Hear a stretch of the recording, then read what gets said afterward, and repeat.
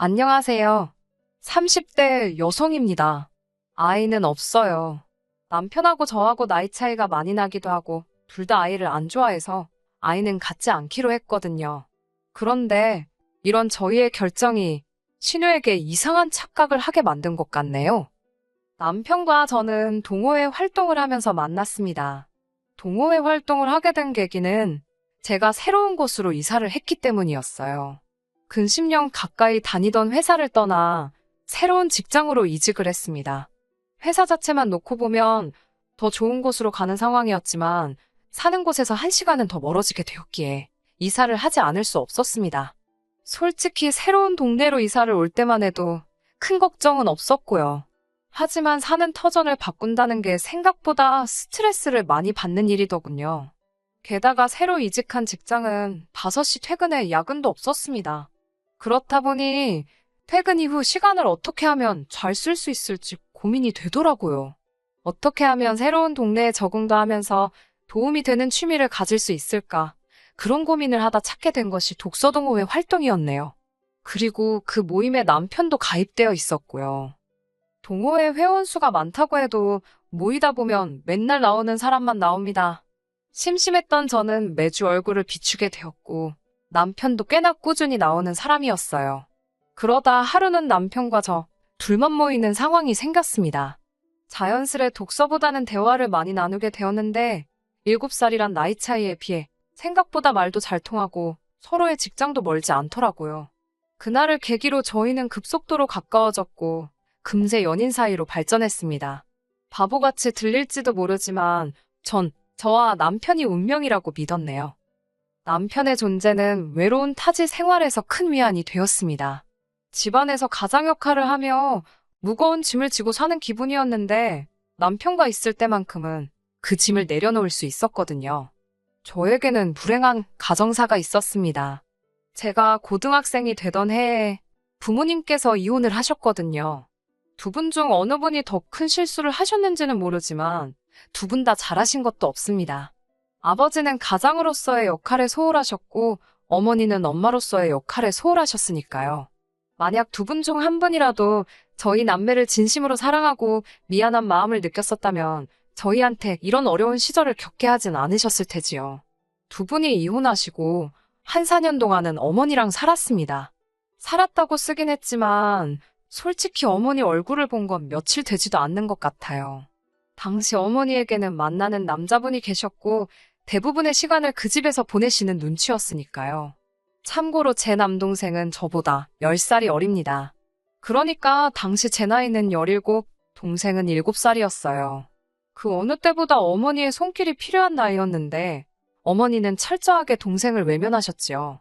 저는 어머니가 저한테 소홀하셨다는 사실보다 동생을 그렇게 방치하셨다는 게 더 미웠고 그래서 지금도 어머니의 소식을 모릅니다. 알고 싶지도 않고 궁금하지도 않네요. 어쩌면 이런 기억 때문에 제가 아이를 갖기가 싫은 건지도 모르겠습니다. 아무튼 이후로 저는 남동생의 보호자로서 사는 순간이 많아져 갔습니다. 비록 아무리 제가 노력해도 어머니의 빈자리를 채울 수는 없었지만요. 그래도 다행이었던 건 운 좋게도 저는 20살이 되면서 바로 사회생활을 시작할 수 있었습니다. 그나마 좋았던 성적 때문인지 단순히 운이 좋아서였는지는 모르겠지만 모 중견기업에 고졸특채로 들어갈 수 있었거든요. 그렇게 사회생활을 시작하고 얼마 지나지 않아 저는 남동생을 데리고 어머니 집에서 나왔습니다. 경제적으로 약간이나마 숨통이 트이자마자 제가 한 일은 동생을 학원에 보내는 일이었어요. 동시에 저도 나름대로 숨구멍을 찾기 위해 조금씩 노력했어요. 일주일에 하루 이틀이긴 했지만 친구와 지인들을 만나 맥주도 한잔하고 가끔 영화 보고 짧은 시간이었지만 연애도 해보고 그러다 보니 솔직히 말해서 동생에게 예전처럼 신경 써주지 못하는 시간도 간혹 생기더라고요. 돌이켜 생각해보면 저도 나름대로 살려고 발악을 하던 시기였고 남동생도 나름대로 사춘기를 이겨내느라 고생을 많이 했던 시간이었네요. 남편은 이미 결혼 전에 이런 제 상황을 다 알고 있었습니다. 사귄 지 얼마 되지 않았을 때 제가 그냥 전부 다 털어놓았거든요.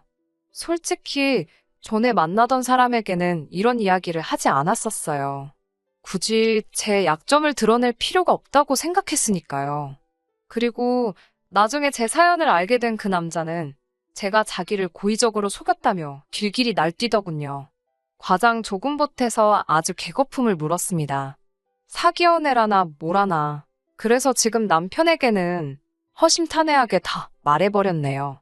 다행히 남편은 크게 개의치 않는 눈치였습니다. 그렇다고 해서 힘들었겠네.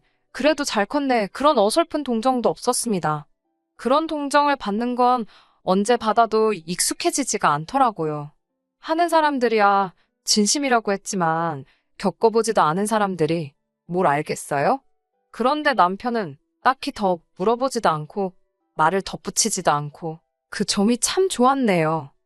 지금 생각해보면 아마 그때부터 결혼을 한다면 남편과 해야겠다고 생각했던 것 같습니다. 믿을 만한 사람이라고 생각했어요. 또 남편 역시 아이를 원하지 않는다는 점도 마음에 들었지요. 그렇게 남편과 사귄 지 1년 만에 결혼하게 되었습니다. 그래도 제 나름대로 직장 생활하면서 모아둔 돈이 있었기에 맨몸으로 시집가야 할 상황은 아니었고요. 문제는 시댁에서는 제 가정 환경을 정확히 알지 못했습니다. 핑계 같지만 남편이 말하지 말자고 하더라고요. 자기는 자기 부모님을 믿지만 그래도 혹시 모르니까 라며 말을 아끼는 그에게 구태여 말하자고 우기고 싶지 않았어요. 깨름직하긴 했지만 제가 남편하고 결혼하는 거지 시부모님하고 하는 건 아니잖아요. 솔직히 변명이지요. 저도 시부모님이 반대하실까봐 두려웠습니다. 결국 친정부모님 자리에 돈 주고 고용한 두 어른을 모시고 상견례도 하고 식도 올렸습니다. 이건 제가 100번 잘못한 일이고 지금도 시부모님께 정말 죄송하게 생각하고 있습니다. 결혼식을 올리고 큰 산을 넘었다 생각했어요. 하지만 얼마 지나지 않아 모든 것들이 들통나고 말았습니다. 남편에게는 4살 많은 신우가 있었는데 오지랖이 얼마나 넓은지 별명도 오통령, 오지랖 대통령이었거든요.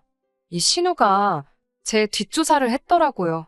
고졸인 거야 이미 시댁에서도 알고 있었는데 신우는 고졸이 어떻게 중견기업을 들어가냐면서 자기 나름대로 진실을 파헤친다고 여기저기 들쑤시고 다닌 모양이었습니다.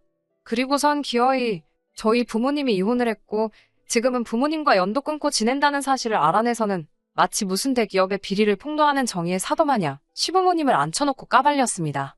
하필이면 그날은 시어머니의 생신이기도 해서 저도 그 자리에 있었고요. 신우의 폭탄 발언에 온몸이 후덜덜덜 떨리고 머릿속이 하얘졌습니다. 어머님 아버님이 어떤 생각을 하실지 너무 걱정이 돼서 감히 고개를 들 수가 없었네요. 하지만 제 생각과는 달리 어머님께서는 감사하게도 이제 우리 식구가 되었으니 그런 건 중요하지 않다고 딱 잘라 말해주셨습니다.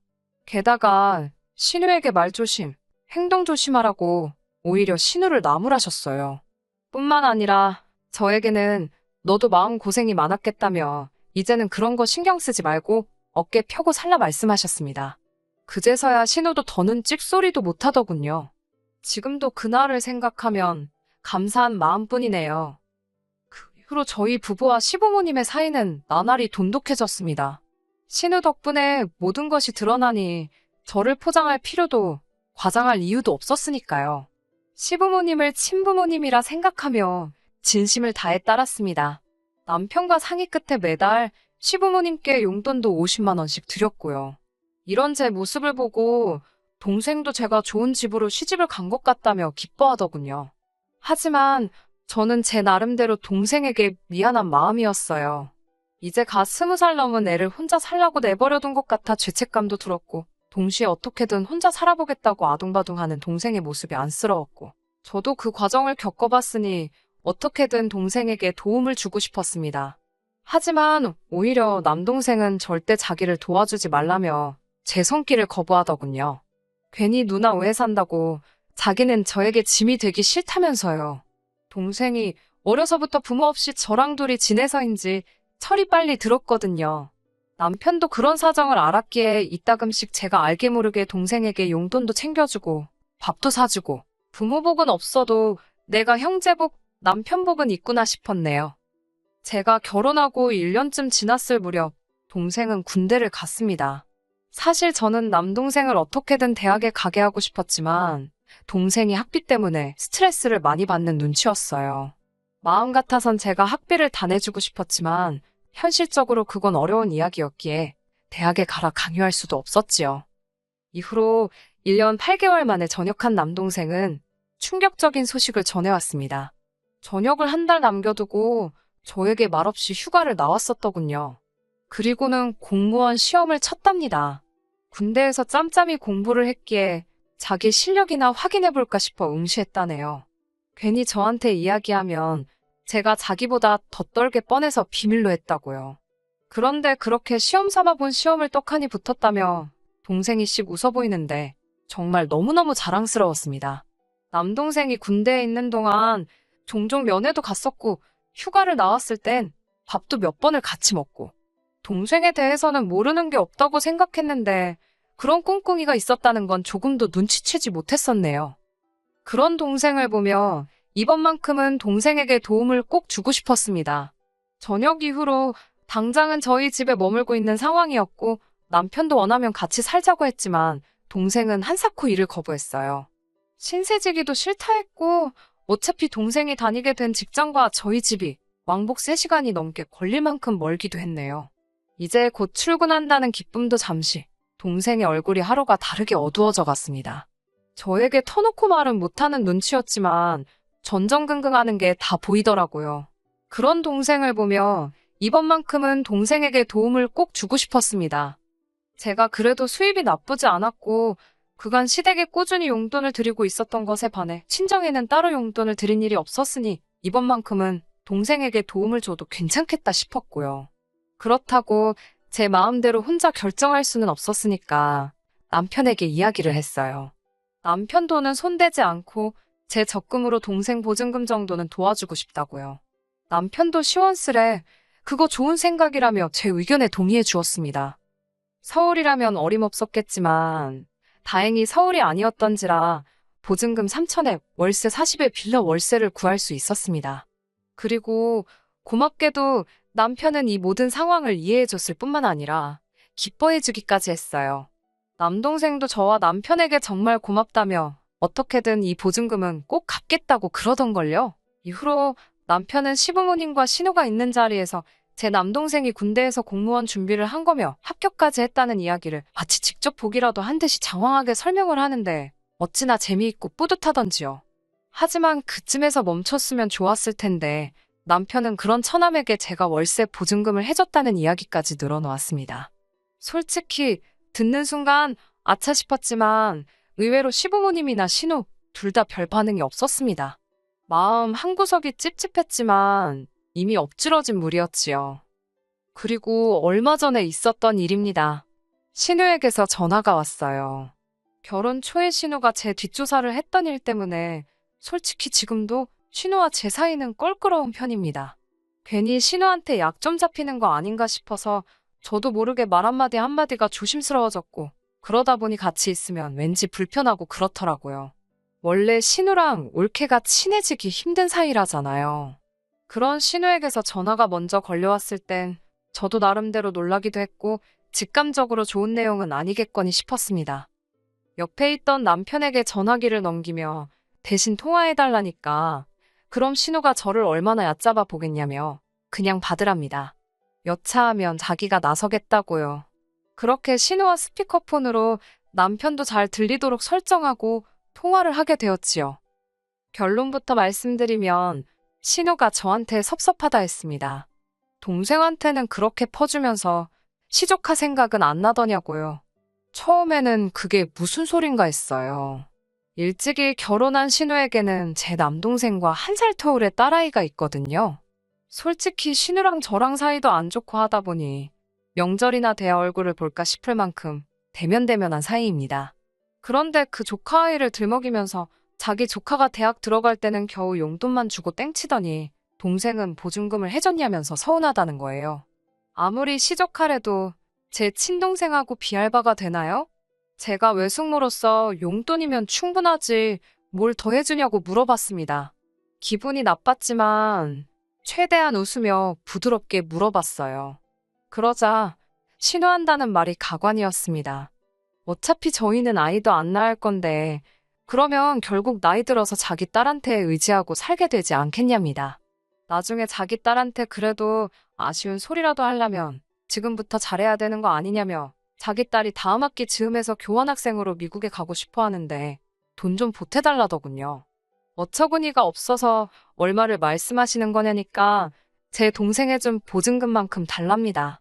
제가 어이가 없어서 못 들은 걸로 하겠다 했습니다. 그러자 신우가 잠깐만 기다리라더니 어머님을 바꿔주더라고요. 순간 너무 당황스러웠습니다. 남편도 옆에서 화가 많이 난 눈치였어요.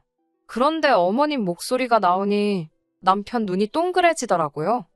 어머님께서도 저한테 어떻게 그럴 수가 있냐면서 서운하시답니다. 온 가족이 제 어두운 과거와 거짓말을 덮어주었는데 어떻게 너는 네 핏줄인 사람하고 아닌 사람으로 선을 긋냐고요. 동생하고 조카하고 나이대도 비슷한데 동생 어려운 건 신경 쓰이고 조카는 생각도 안 나더랍니다. 솔직히 신우가 돈 달라 소리했을 때는 진짜 개념 없네라고 생각만 했지 속이 상하거나 마음이 아프진 않았거든요. 그런데 생각지도 못하게 어머님이 조카를 챙기시면서 저를 나쁜 사람으로 만드시니 뭐라고 표현을 할 수가 없었습니다. 그래도 어머님만큼은 저를 이해해 주시고 진심으로 품어주시는 거라 생각했는데 배신감도 느껴지고 그런 제 마음은 아랑곳하지 않으시고 어머님께서는 제가 솔직히 예단이라고 해온 것 중에 뭐 변변한 거나 있었냐면서 이참에 시조카한테 한번 인심 크게 쓰고 다 묻고 가잡니다. 진정한 가족으로 거듭나면 저도 좋고 당신들도 좋고 다 좋아질 거라면서요. 왜인지 눈물이 자꾸 나오려고 하는 걸 억지로 누르면서 어머님께 어머님이 저를 그렇게 생각하고 계신지 몰랐다 했습니다. 그리고 아무리 그렇게 말씀하셔도 저는 시조카한테 그 큰 돈은 못 준다고 했습니다. 이번에 주면 두 번, 세 번도 끊임없이 달라고 하실 게 눈에 뻔하다고요. 그 밖에도 하고 싶은 말은 많았지만 제가 왜 변명하듯이 설명을 해야 하는지도 이해가 안 돼서 포기해버렸습니다. 제가 더 이상 아무 말도 안 하고 있으니 신우랑 시어머니 둘 다 지금 당신들 무시하는 거냐면서 안 되겠다고 제 남편한테 제가 어떤 애인지 당장이라도 말해줘야겠답니다. 하지만 이미 옆에서 다 듣고 있던 남편이 지금 둘이 뭐 하는 거냐고 조용히 따지더라고요. 생각지도 못한 남편 목소리가 들려서인지 갑자기 두 사람 다 조용해졌습니다. 얼마간의 침묵이 흐른 뒤 어머님께서는 남편에게 이 배알도 없는 녀석이라면서 집사람 단속도 못하냐고 걔가 번 돈도 네 돈이나 마찬가지인데 그걸 왜 남한테 퍼주게 내버려 두냐입니다. 이쯤 되니까 남편이나 저나 화를 참지 못했어요. 남편은 어머님께 정말 실망이라면서 이렇게 경우 없으신 분인지도 모르고 자랑스러워했다며 다시는 보지 말자고 소리를 지르더라고요. 그러자 어머님께선 너랑 나랑 왜 싸우냐고 네 마누라가 문젠데라며 가서 보증금 찾아다 네 조카부터 챙기랍니다. 너는 어째 팔이 바깥으로 굽냐면서 신우는 신우대로 빽빽거리고 결국 화가 난 남편이 휴대폰을 집어던지면서 통화가 끝났습니다. 남편은 자기 머리를 쥐어뜯으면서 저에게 정말 미안하답니다. 이런 사람들일 거라곤 상상도 못했다며 그전에도 저를 괴롭힌 적이 있냐고 자기가 정말 미안하다며 사과를 하더라고요. 이해해 달라 소리도 안 할 거고 이제 어머님이건 신우건 안 보고 살아도 그만이니까 우리 둘이서만 잘 살잡니다. 제가 그래도 당신 어머니고 누나인데? 그러자 남편은 신경 쓰지 말랍니다. 자기가 그동안 눈이 멀었던 것 같다면서 이제 정말 저만 지켜주겠다나요. 남편의 진심 어린 말들에 저는 결국 남편을 믿어보기로 했습니다. 이후로 시댁에 보내던 용돈을 끊었습니다. 그 외에도 저희가 보험이라던가 공과금을 내드리던 게 좀 있었는데 그런 것도 전부 다 끊었어요. 한두 달쯤 지났을까 어머님께서 아무리 그래도 자식된 도리는 하고 살라며 지금 뭐 하는 짓이냐고 또 연락을 해오셨는데 남편이 소리를 지르더라고요. 자식된 도리가 돈 내주는 거냐고 그러면 안 한다고 어머니랑 단돈 10원짜리 하나도 주고받기 싫다면서 아주 질색팔색을 하던걸요. 지금 이 사연을 쓰면서도 마음이 편한 것만은 아닙니다. 그래도 사랑하는 남편이 제 옆을 든든히 지켜주고 있으니 슬프지만은 않네요. 언젠가 다시 어머님과 신우를 웃으며 볼 날이 올까요? 잘 모르겠어요. 한 가지 확실한 건 이 매듭은 제가 풀 수는 없을 것 같다는 거지요. 시간에 맡겨 볼까 봐요. 끝까지 들어주셔서 감사합니다. 오늘의 사연은 여기까지입니다. 구독과 좋아요, 알람 설정 부탁드리고 더 좋은 사연으로 다시 찾아뵙겠습니다. 감사합니다.